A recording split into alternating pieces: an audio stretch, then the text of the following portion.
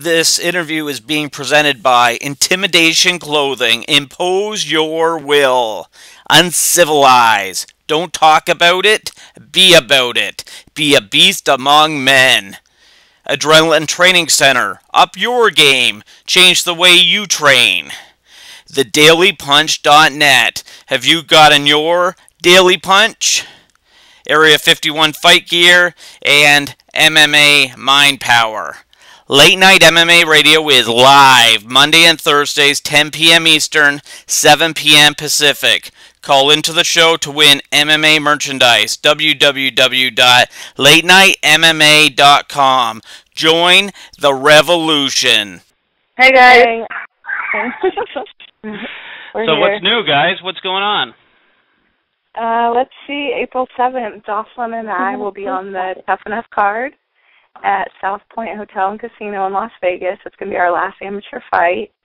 I'll be defending my 115 belt, and I'll be fighting Stephanie Gonzalez. I'm really excited about this one. She's 4-0 as amateur. She asked for this fight, so I'm really stoked about this one because Jocelyn just fought her and lost by a tough decision. Okay. And now she's calling me out thinking, she's going to beat both of us, which I'm not going to let that happen. Okay, and what's the date on this again? April 7th. April 7th in Las Vegas. Good deal, good deal.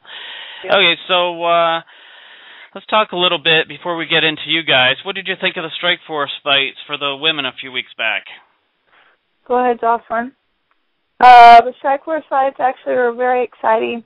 I had a feeling that, Misha came out a little aggressive. 5-minute rounds, but we all thought actually she was going to take it slow at first, kind of fill Ronda out. But Sure. Great card.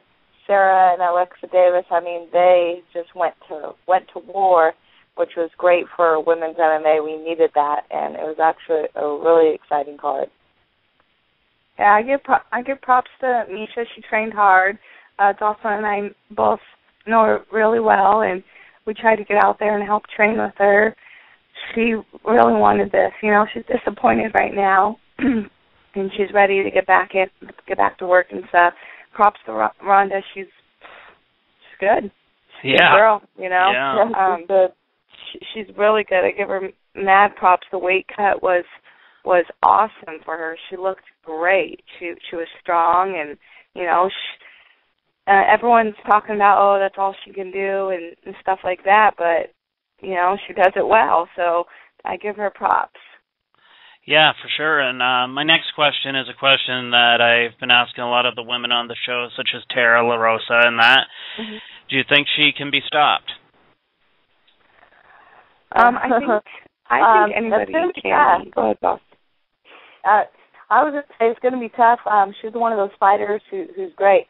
When she said she wanted to go down to 135, a lot of people were giving her a hard time saying, how can she make 135 when her last fight she weighed in at 146? But we all have to remember that Ronda has trained at the highest you can for being an athlete because she's Sure. trained at the Olympic level. So the kind of training she does is intense, and she knows what it takes to be a champion because she was a Olympic medalist. So can she be stopped? She can. Anybody can, But is it going to happen soon? I don't know, but I know Sarah's going to give her a tough fight once Sarah gets called to fight her for the belt now. So I know Sarah wants that belt back. Yeah, that should be a good scrap. Yeah, I totally agree. Everyone has holes in their game. It's just a matter of coming out with the perfect game plan and executing that plan. Sarah just has to find her holes, and I think she's one of the girls who's going to give her a run. Who do you guys usually have in your corner as far as your coaches when you're fighting? Well, we're both under Sonny Diaz. Sonny's been my coach for about 2 years now. I'm 4-0 under him. He's my head coach, and then I have Brian Davis out of the training room. He used to be strength and conditioning coach with Aaron Simpson and Ryan Bader and those guys. I actually met Brian Davis through Aaron Simpson. He's my head strength and conditioning coach. Oh, okay. What about you, Josh? Go ahead. Again, Jillian and I, we have the same coach, Sonny Diaz, and then I have my strength and conditioning coach. His name's Peter Eldern out of Goodyear, Arizona at CrossFit Theory. So me and Jill, we do a lot of different things in our strength and conditioning. Jill likes her own thing. I like my own thing. So it's kind of good, too, because we train together 24/7, but it's good to do our strength and conditioning in different places. Yeah. So okay. For each other. Yeah. And as far as your training goes, where are you training right now?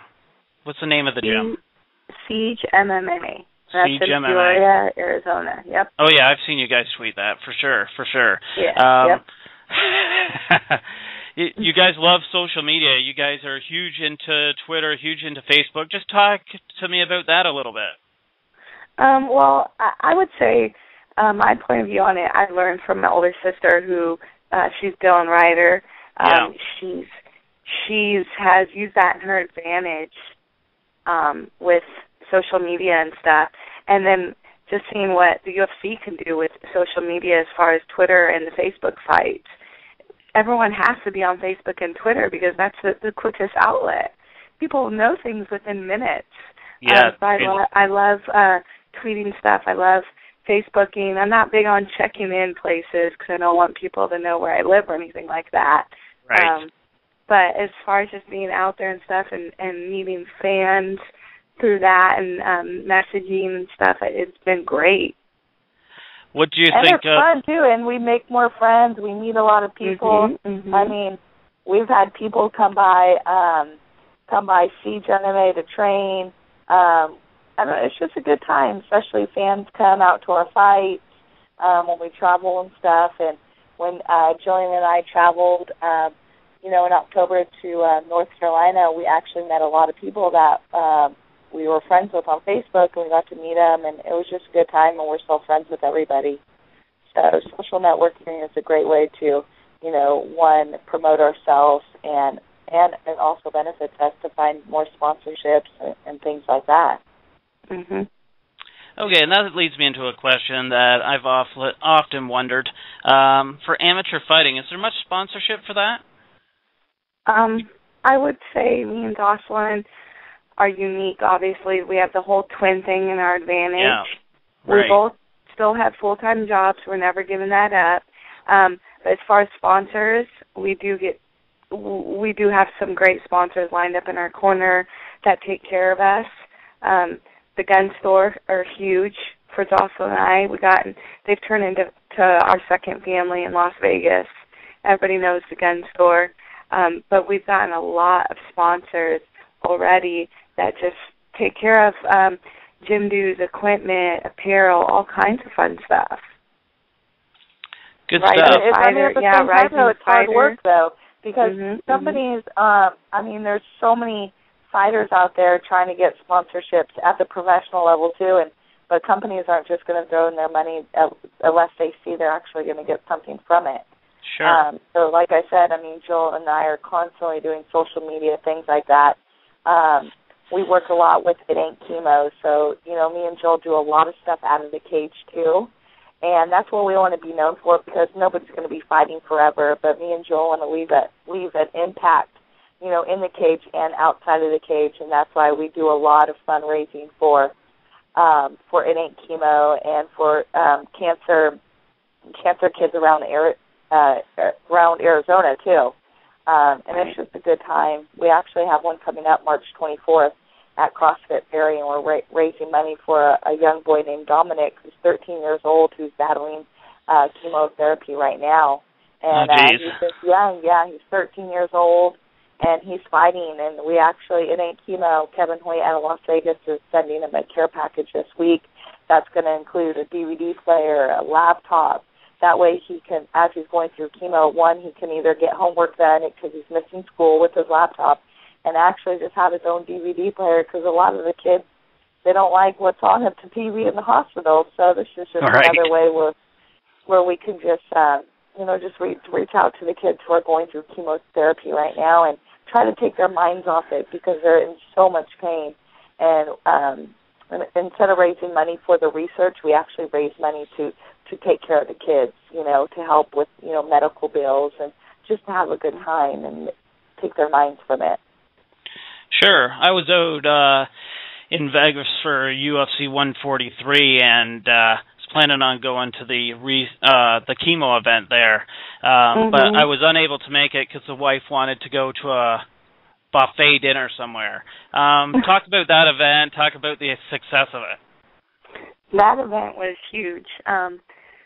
We had Stitch, Chuck Liddell, Forrest Griffin, Clay Quita, myself and Jocelyn, just all kinds of people. The lineup was stacked. And what we did is we all got auctioned off to fans, and we all went to dinner together. That was pretty much the prize at the end of the night if you did buy somebody. We had also a bunch of memorabilia that people could purchase, and there was a silent auction. But we raised over $20,000 that night. That's crazy. Yeah, and all of that money went to medical expenses for our cancer warriors and, just all kinds of stuff, and it felt great. Everyone had a good time just being there with Randy Couture and legends, and just knowing that we were all there for the same reason. It was amazing. It was my first time involved in it. I didn't get to be involved last year, but I'm looking forward to next year, ready to top this year, and it was a blessing. Yeah, that's awesome. Hopefully next time I can stick around for it. Okay, so we have 2 minutes left in the show. Is there anything you guys want to promote? Jocelyn, talk about your opponent real quick, who you're fighting. I forgot her name. Ashley Yoger. Ashley Yoger. She fights out of Team Quest out of San Diego. So she's coming off a loss. So she's 1-3, and I'm coming off a loss too. So it's gonna be an exciting fight. I'm training hard, getting ready for it, and it's gonna be a great night in Las Vegas. Yeah, we already promised Tough Enough. It's going to be the last time, our last amateur fight. Jocelyn and I are both on it, and we're bringing a show. I can't wait. We're both working really hard, and we've got a great team behind us, so it's going to be exciting, April 7th. Awesome stuff. Well, we appreciate you taking the time. The best thing about this interview, there's no Jamie Varner, so we appreciate it, guys. All right. Okay. Thank you so much. Follow us on Twitter. I love you, Des. For sure. Thanks very much. Talk to you later. Bye. Have a good night. Bye. Bye.